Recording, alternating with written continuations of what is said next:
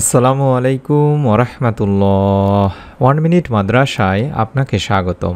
আজ আমি আপনাদের জন্য আলোচনা করব বৃহস্পতিবার আজকে আসরের নামাজের পরে আপনারা কষ্ট করে 2টা মিনিট সময় দিয়ে যদি এই আমলটি করতে পারেন নিয়ম মেনে, আল্লাহ রব্বুল আলামিন আল্লাহ তাআলা আপনার সমস্ত প্রয়োজন ইনশাল্লাহ পূরণ করে দেবেন।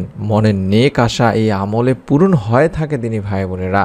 আর বৃহস্পতিবার আসরের নামাজের পরে দোয়া কবুল হয়, এই সময়টি আমল আমরা কম বেশি সকলেই জানি। তাই অনুরোধ করছি আজকের আমলটি করবেন, এই উদ্দেশ্যে ভিডিওটুকু না টেনে সম্পূর্ণ মনোযোগ দিয়ে দেখার জন্য। দৈনিক 5 ওয়াক্ত নামাজ ফরজ। নামাজ মানুষকে আত্মশুদ্ধি অর্জনে সাহায্য করে, পবিত্রতা অর্জনেও সহায়তা করে। দিনে 5 বার ওযু করার মধ্য দিয়ে মানুষ শারীরিক পরিচ্ছন্নতা অর্জন করে।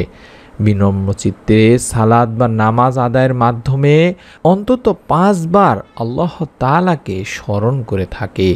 প্রতিটি নামাজ নিয়েই আমাদের ধারাবাহিক আলোচনা থাকবে ইনশাআল্লাহ, অর্থাৎ ফজর, জোহর, আসর, মাগরিব, এশা। ইনশাআল্লাহ আপনারা প্রত্যেকটি নামাজের পরের আমল ওজিফা ভিডিওগুলো পাওয়ার জন্য আমি অনুরোধ করব আমাদের চ্যানেলটির সঙ্গে থাকার জন্য বা চ্যানেলটি সাবস্ক্রাইব করে রাখার জন্য।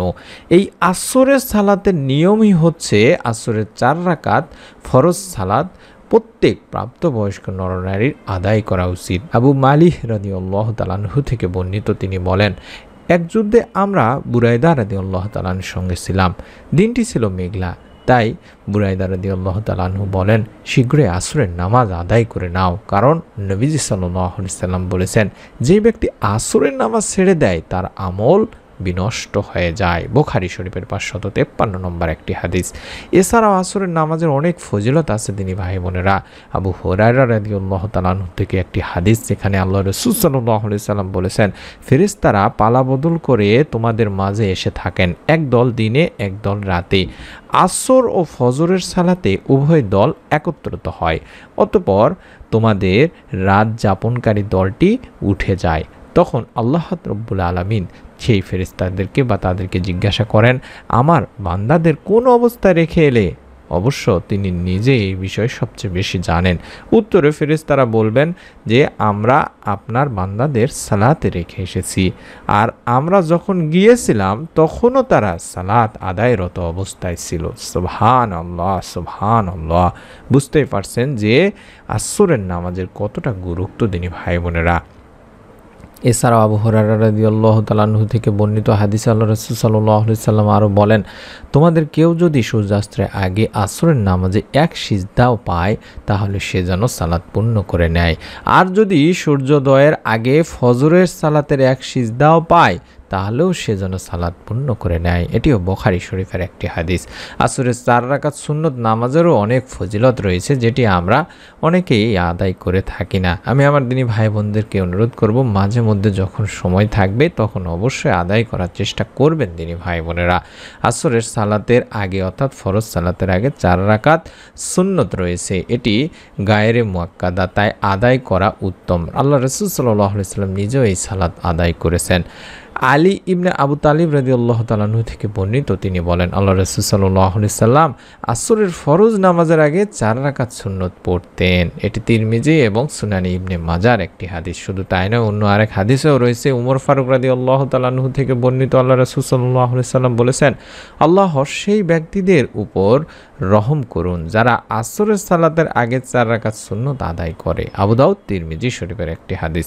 আমি প্রত্যেকটি রেফারেন্স দিয়ে দিলাম আমার দিনী ভাই বোনদের জন্য, যাতে করে আসরের নামাজকে অত্যন্ত গুরুত্বের সঙ্গে আপনারা আদায় করেন। এবং বৃহস্পতিবার আসরের নামাজের পরে আল্লাহ রাব্বুল আলামিন বান্দার দোয়া কবুল করে থাকেন। আমরা জানি যে বৃহস্পতিবারের রাতে আল্লাহ তাআলা আকাশের সব দরজাগুলো খুলে দেন মানুষের দোয়া তার কাছে পৌঁছানোর জন্য। তাই আমরা প্রতি বৃহস্পতিবারের রাতে মহান আল্লাহ তাআলার কাছে দোয়া করে থাকি, 2 হাত তুলে দোয়া করব। আল্লাহ তাআলার কাছে আমরা আমাদের জীবনের সমস্ত চাওয়া পাওয়াগুলো সবিনয় তুলে ধরব। আল্লাহ রাব্বুল আলামিন ইনশাআল্লাহ আমাদের দোয়া কবুল করবেন।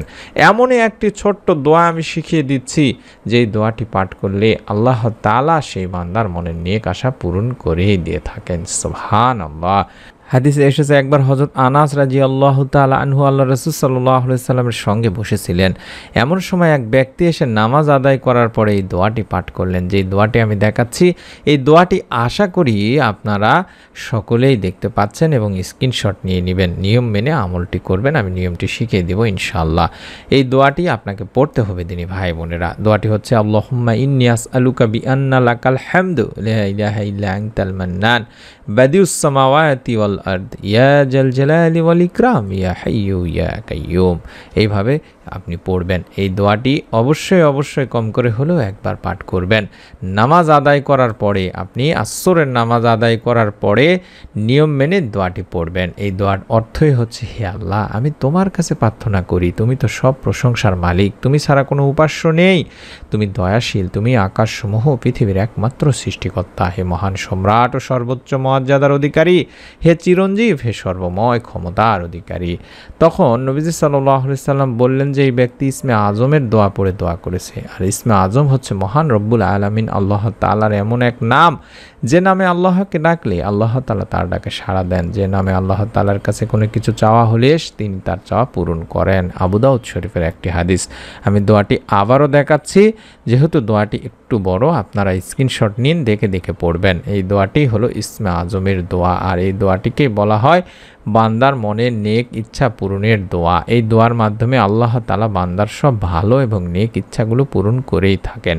নিয়মটি হচ্ছে বৃহস্পতিবার আসরের সালাত আদায় করার পরে কম করে হলেও আমি যে দরুদগুলো দেখাচ্ছি স্ক্রিনের মধ্যে, বা যে দরুদটি দেখাচ্ছি ছোট্ট দরুদ শরীফ, আল্লাহুম্মা সাল্লি আলা মুহাম্মাদিন ওয়া আলা আলি মুহাম্মাদ, আল্লাহুম্মা সাল্লি আলা মুহাম্মাদিন ওয়া আলা আলি মুহাম্মাদ, এভাবে 11 বার পড়বেন এবং 11 বার আস্তাগফিরুল্লাহ আস্তাগফিরুল্লাহ আস্তাগফিরুল্লাহ এইভাবে 11 বার পড়বেন আসরের সালাত আদায় করার পরে। এবং তারপরে ইসমে আজমের যে দোয়া, সেই দোয়াটি অন্তত একবার পাঠ করবেন। তারপরে আল্লাহ তাআলার কাছে 2 হাত তুলে দোয়া করবেন।